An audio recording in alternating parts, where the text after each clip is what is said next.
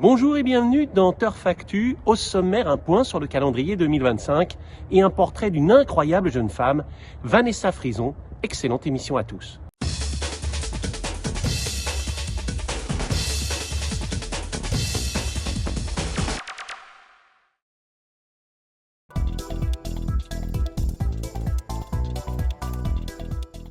Retour en images sur les victoires régionales.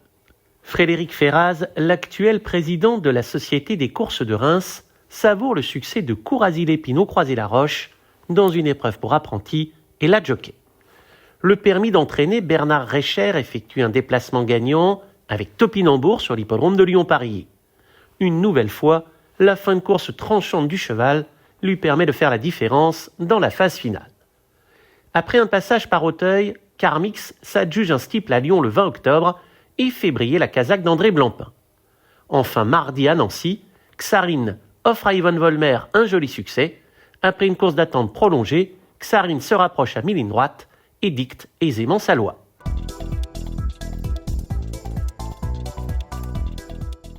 Nous connaissons désormais le calendrier 2025 des Réunions dans l'Est. La bonne nouvelle concerne l'ajout de 2 premiums, une à Vittel, l'autre à Reims. Parmi les événements majeurs à Strasbourg, le Trophée national du cross se déroule le 19 avril, le Quintet de plat le 28 mai, le Défi du galop le 27 septembre.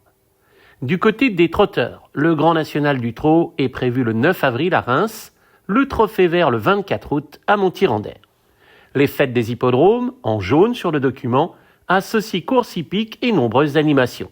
Chaque hippodrome choisit sa date et propose une immersion dans les coulisses et des activités ludiques et innovantes destinées à tout public. En 2024, les champs de course de la Fédération ont attiré un fort public à l'occasion de ces événements toujours très prisés. Les présidents se sont récemment retrouvés à Troyes pour établir un pré-bilan concernant 2024 et se projeter sur la nouvelle année, une occasion idéale pour aborder les problématiques propres à chacun et pour travailler main dans la main pour le futur.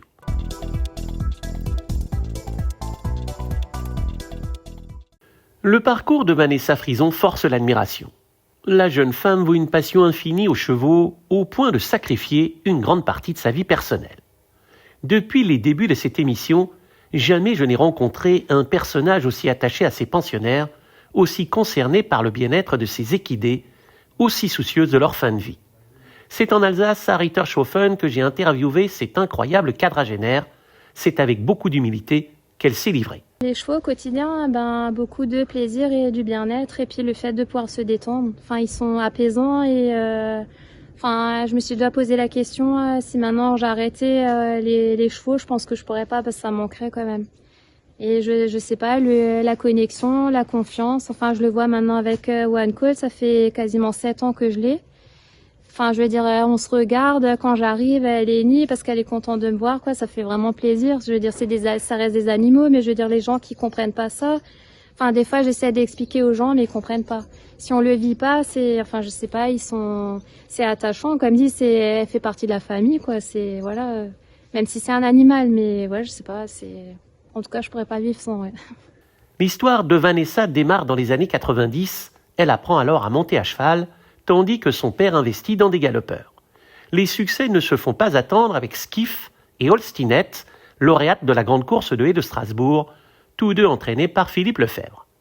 Petit passage pour le papa chez les trotteurs avec des succès à Moncanchy, avec Fabula Manto, et au début des années 2000 avec Cosquer Mancellerie à Enghien. En 2009, Vanessa, employée comme secrétaire dans le bâtiment, passe son permis d'entraîner. Il lui faudra attendre 2014 pour enlever sa première course avec Tania de Balme à Vittel en obstacle.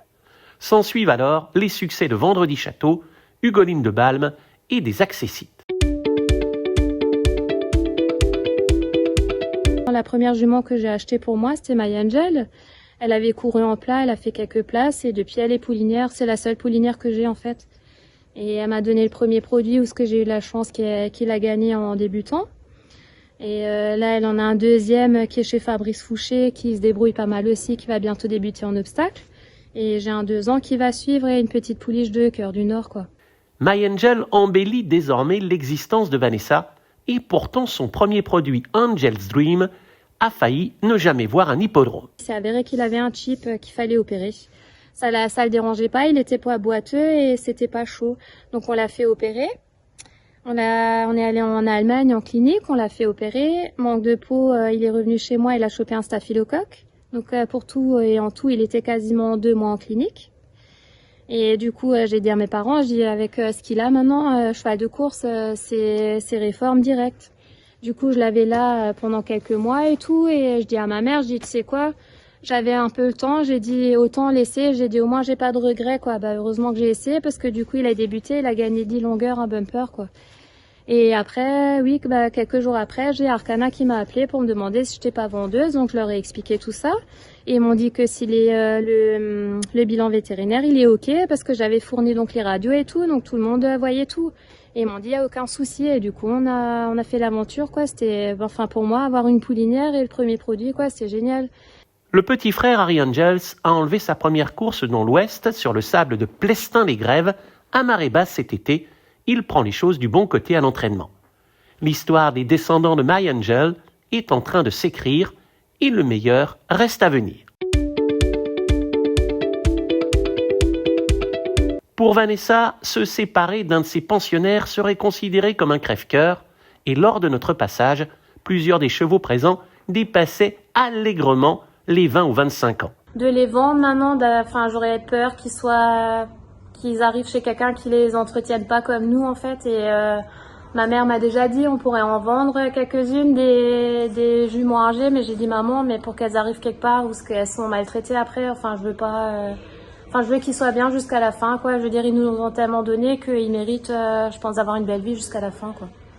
À Nancy, mardi, après la 3e place de One Call Away dans le handicap sur les haies, l'émotion était palpable. C'était prix Octobre Rose et c'était un petit peu un hommage pour ma maman qui a déjà eu 2 cancers du sein.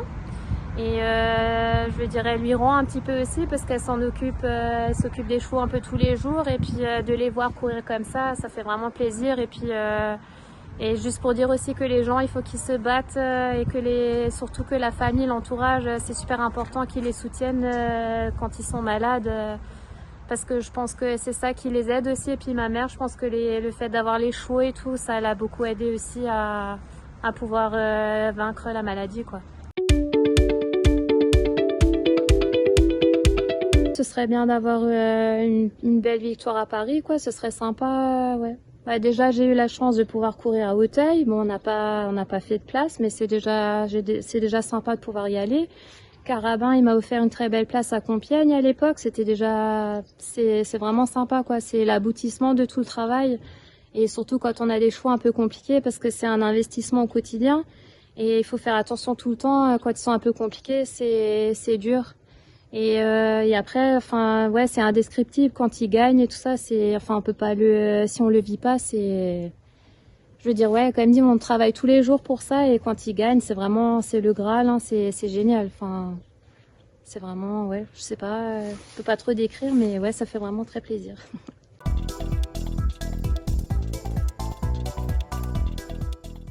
Les galopeurs sont sous les feux des projecteurs ce dimanche à Nancy.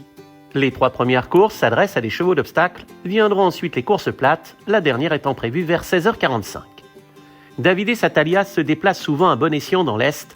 Ces partants ont très bien travaillé, ils sont tous dans leur catégorie, de quoi envisager une belle journée. Mathieu Pitard se distingue un peu partout, il attend de super résultats pour Jolimain et Calife à la place. Leur dernier travail s'est révélé convaincant. Il faudra également surveiller les représentants de Guillaume Courbeau. Ils sont assez bien engagés et affichent également une condition resplendissante. Plus d'infos sur l'hippodrome avec notre PDF et sur les réseaux sociaux.